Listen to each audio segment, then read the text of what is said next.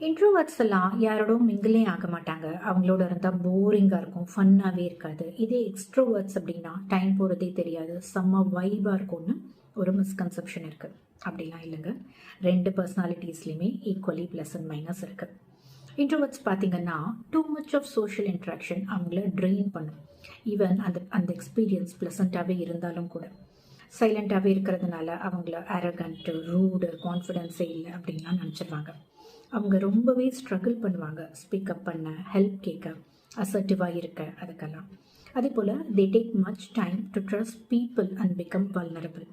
இது சம்டைம்ஸ் ரிலேஷன்ஷிப்ஸை இம்பேக்ட் பண்ணலாம். But all these doesn't mean introverts எல்லாம் ஷையு, வீக்கு, ஆன்ஷியஸ் அப்படின்னு.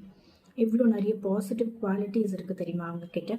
இன்ட்ரோவர்ட்ஸ் எல்லாம் டீப் திங்கர்ஸ், எதையுமே நல்லா யோசிச்சு தான் பேசுவாங்க. இம்பல்சிவாலாம் ரியாக்ட் பண்ணிட மாட்டாங்க.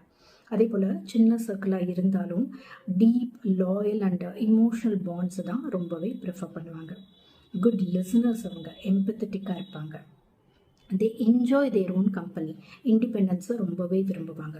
சாலிட்யூட் அவங்களோட க்ரியேட்டிவிட்டி, இமேஜினேஷன், ப்ராப்ளம் சால்விங்லாம் என்ஹான்ஸ் பண்ணும். நிறைய பவர்ஃபுல் லீடர்ஸு, ரைட்டர்ஸு, சயின்டிஸ்ட்லாம் இன்ட்ரோவர்ட்ஸ் தான். So remember, introversion is not a weakness.